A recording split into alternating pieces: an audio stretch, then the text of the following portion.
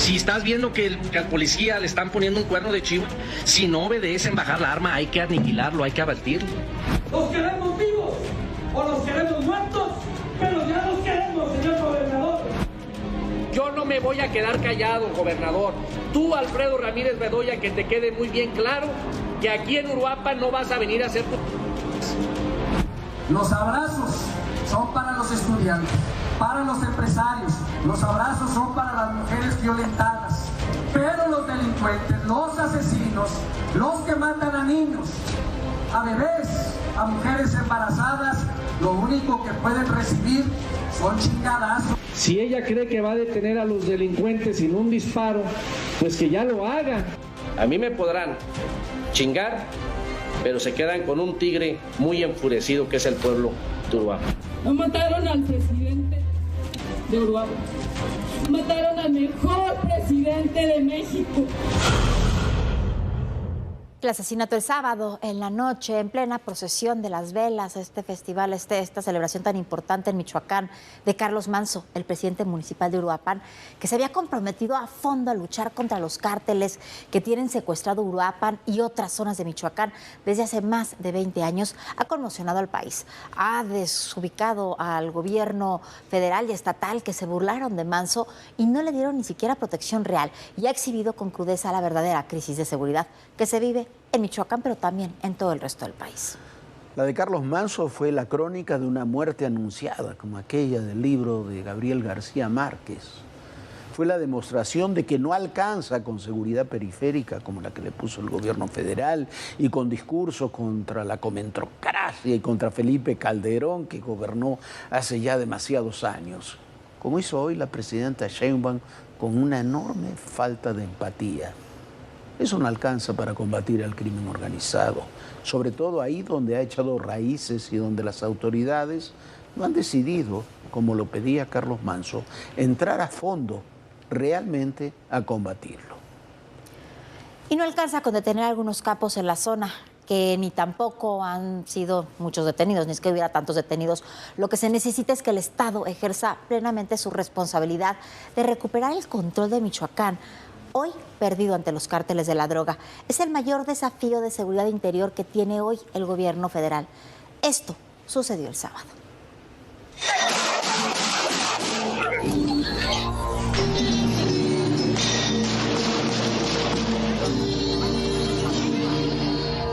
Siete balas apagaron la voz de un hombre que nunca se cansó de exigir justicia. Fueron 7 los disparos que terminaron con la vida del presidente municipal de Uruapan, Carlos Manzo. Minutos antes, cargaba a su hijo durante el evento del encendido de velas como parte de los festejos por el Día de Muertos. Eran poco después de las 8 de la noche cuando el alcalde michoacano fue atacado a sangre fría. No tuvo tiempo de reaccionar. Hijos de su madre, cabrón. Ya nos mataron a nuestro presidente. Los elementos de seguridad abatieron al agresor y resguardaron a 2 heridos. Carlos Manzo fue trasladado al Hospital Fray Juan de San Miguel, donde falleció a las 8 de la noche con 50 minutos. Al agresor se le incautó un arma corta calibre 9 milímetros. Al revisar sus pertenencias no se encontró alguna identificación. Sin embargo, el diario El Universal publicó este lunes que se trataría de Osvaldo Gutiérrez Vázquez, alias El Cuate, originario del municipio de Apatzingán y familiar de uno de los operadores de un grupo criminal vinculado al cártel Jalisco Nueva Generación. De acuerdo con las autoridades estatales, en el homicidio intervinieron al menos 2 personas. Establece que hubo una planeación del homicidio en el que intervinieron al menos 2 personas. Una de ellas el autor material y, como lo mencionó el gobernador, que fue abatido en el mismo momento. La mañana del domingo, familiares, amigos y ciudadanos velaron a Carlos Manzo en la funeraria San José. Hasta ahí llegó el gobernador Alfredo Ramírez Bedoya, quien fue enfrentado por los habitantes.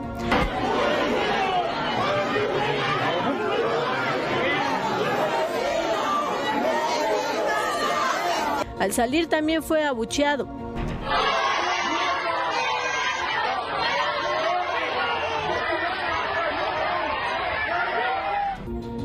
El cortejo fúnebre de Carlos Manso fue escoltado por la gente que confiaba en él y que durante su último camino sobre las calles del municipio lo acompañaron con aplausos y música de mariachi. Por la tarde se celebró un homenaje de cuerpo presente en la Plaza Central, donde horas antes se cometió el crimen.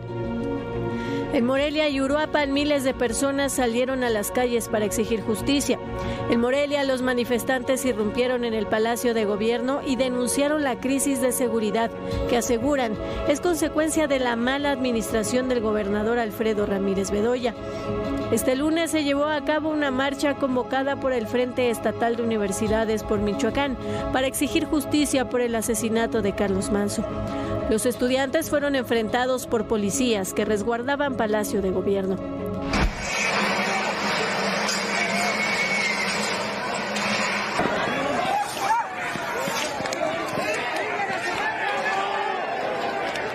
Por meses clamó a los gobiernos federal y estatal reforzar la seguridad en el municipio. Pedimos presencia del gobierno federal. También solicitar el apoyo al gobierno de la República, al secretario Omar García Harfuch, a la Sedena, a la Marina, a la Guardia Nacional. Si ustedes no mandan el apoyo que los ciudadanos de Uruapan requieren desde la Presidencia de México, lo único que nos van a dejar es estar expuestos todos ante este tipo de grupos criminales que cada día son más agresivos.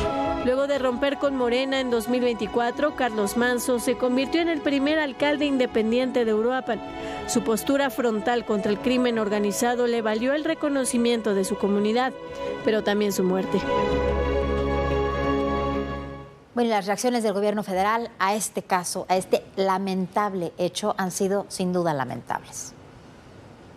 Al momento no se tiene ningún indicio de que el grupo cercano de la Policía Municipal que cuidaba al alcalde tenga un vínculo con delincuencia organizada. De hecho, es uno de los propios escoltas el que mata al delincuente, al que priva de la vida al alcalde. Son ellos los que reaccionan, porque como ya lo dijo el general secretario, estaban en su círculo primario, ellos estaban en el primer círculo, ellos han declarado en la Fiscalía General. Y la postura de la Secretaría de Defensa Nacional y de la Guardia Nacional pues va a ser la misma de siempre, no va a haber impunidad, si es el caso, por supuesto, se proporcionar toda la información que se tenga que dar. Mire, dentro de la propia 4T, contra Omar García Harfuch y contra el general Trevilla, se ha desatado una campaña de bots de ellos, atacando a Trevilla y Omar García Harfuch, tratando de hacerlos responsables de este evento. Al mismo tiempo que los gobernadores de Morena sacan un desplegado defendiendo a Ramírez Bedoya, que es el principal responsable, por lo pronto, así lo decía Carlos Manso, de lo que estaba ocurriendo en Uruapan y en Michoacán. Pero creo que peor, por la falta de empatía, han sido las respuestas de la presidenta Sheinbaum.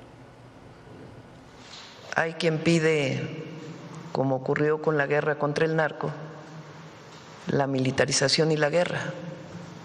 Eso no funcionó. Es más, fue lo que llevó a la situación de violencia en Michoacán. La guerra contra el narco, eso no funcionó, al contrario, fue lo que generó esta violencia que apenas estamos disminuyendo. Fueron 6 años de Calderón, 6 años de Peña, y apenas cambió la estrategia.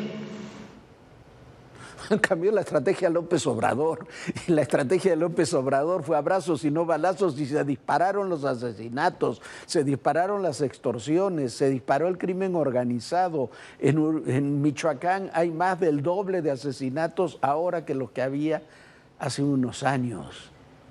Esa es la verdad. Y además la presidenta, si quiere saber lo que ocurría en Michoacán, no es verdad que comenzó la violencia con Calderón, había comenzado antes, había comenzado desde el gobierno de Vicente Fox, y en realidad la violencia en Michoacán sobre temas de narcotráfico se arrastraba de muchos años atrás.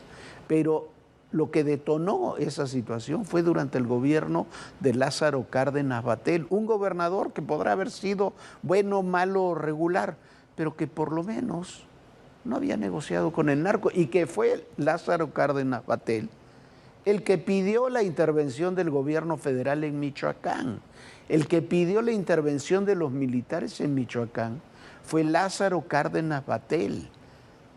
Pues fue un pedido público, señora presidenta.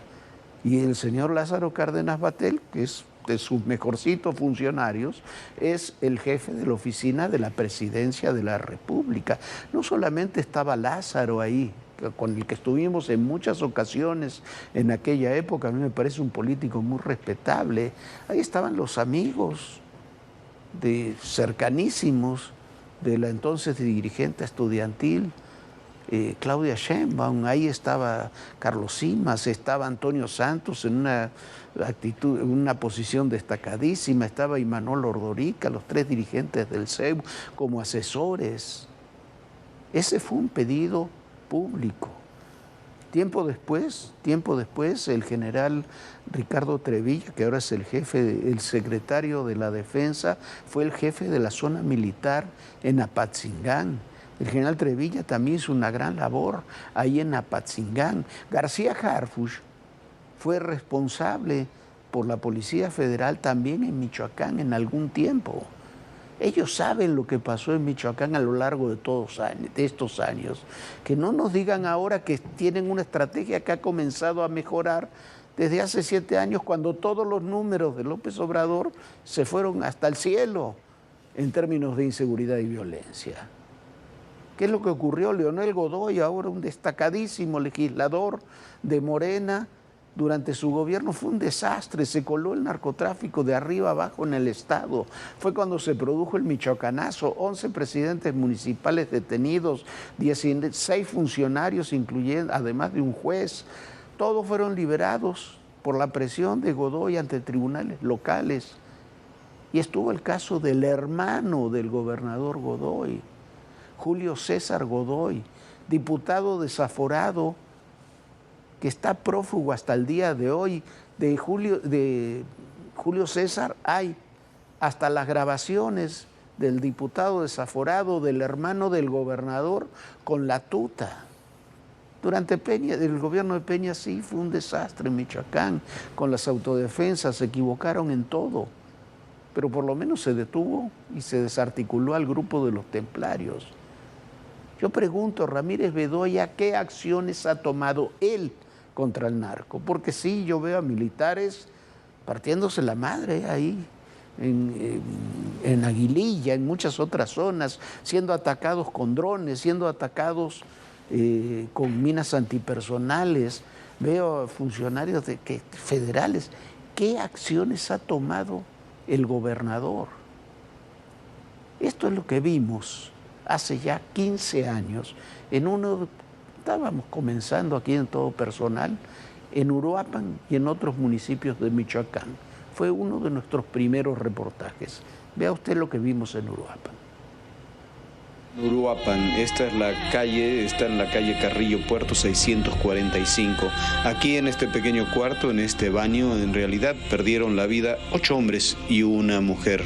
Este era el cuarto de torturas de este predio que sirvió como narcofosas para un grupo relacionado con la familia Valencia. El propietario de este predio es un señor de apellido Briceño. Aquí en este pequeño baño usted puede ver las huellas de las torturas, de la sangre, de la zona de castigo en la que se convirtió este lugar. Aquí se presumen las autoridades, en estas narcofosas que acaban de ser descubiertas en Uruapan, fueron sacrificadas estas personas, todos ellos rivales de los distintos grupos. Así se jugaban las cosas, así se juegan las cosas en los enfrentamientos brutales que ha habido en toda esta región y en otras partes del país entre los distintos grupos del narcotráfico. Bueno, y esos enfrentamientos de los que habla Jorge, ese reportaje se hizo en 2007. Felipe Calderón apenas asumía el poder.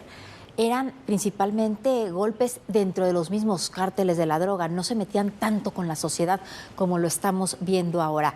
Tras este tipo de situaciones es cuando Lázaro Cárdenas Batel le pide al gobierno federal que se necesita apoyo y es cuando se empieza a pegar y a golpear fuertemente a los grupos criminales. Tan es así que de alguna manera se acaba disminuyendo la familia michoacana, que ellos sí tomaban a muchos chiquitos y los adoctrinaban para volverse sicarios, prácticamente engañados de una manera brutal.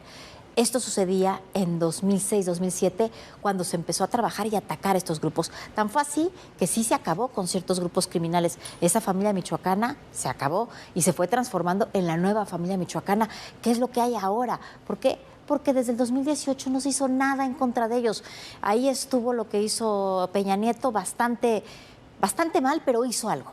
Después del 2018 ya no se volvió a hacer absolutamente nada y es lo que estamos viendo, la forma en la que han crecido estos grupos delincuenciales. Y cuando un Carlos Manso dice que va a batir a los delincuentes, así se burlaba de él el gobernador. ¿Qué pasó, presidente? Mario, ¿cuántos has abatido?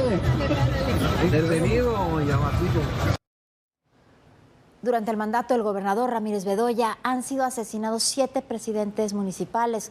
El más reciente fue Carlos Manso, alcalde de Uruapan. 4 meses antes, la víctima fue Salvador Bastida, presidente municipal de Tacámbaro. El 5 de junio lo asesinaron junto a su escolta dentro de su camioneta. El 17 de junio asesinaron a la alcaldesa de Tepalcatepec, Marta Laura Mendoza. En 2024, uno de los crímenes que sacudió al Estado fue el homicidio de Yolanda Sánchez Figueroa, alcaldesa de Cotija.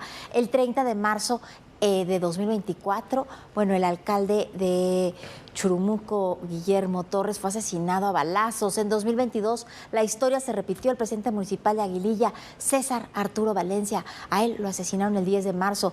Y Enrique Velázquez Orozco, alcalde de Contantepec, lo encontraron muerto en la localidad de El Jacal el 7 de febrero de ese año. Y esto todavía no estamos sumando a la lista la gran cantidad de agricultores y de gente de la sociedad civil que han sido amenazados y que han sido amedrentados y que han sido asesinados.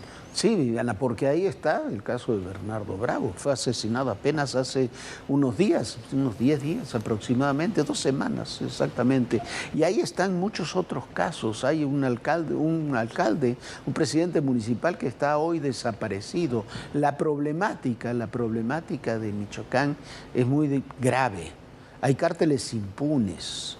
Después de, como decía Viviana, de las detenciones de la familia y de los templarios, se regeneraron los cárteles porque no hubo nuevas detenciones de primer nivel. Y hay por lo menos 7 grupos que están operando en el Estado. Se lograron reconstruir. Muchos de los grupos, que terminó siendo un gravísimo error porque no fue controlado, no fue bien hecho, fue el de las autodefensas. Se les dieron armas y terminaron convirtiéndose en cárteles, o fueron autodefensas que el cártel Jalisco así entró, creando autodefensas y después tomándolas y trabajando para ellos. Los cárteles unidos también comenzaron como autodefensas. La nueva familia michoacana es heredera de aquella vieja familia michoacana y tiene presencia no solamente en Michoacán, sino en Guerrero, en el Estado de México, en otros lugares del país.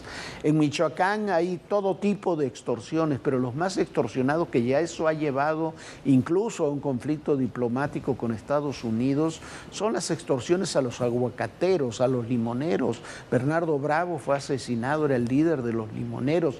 Hay minas que han sido tomadas por los cárteles, las toman las minas, las explotan, exportan el material y ahí siguen. El puerto de Lázaro Cárdenas está controlado por ellos.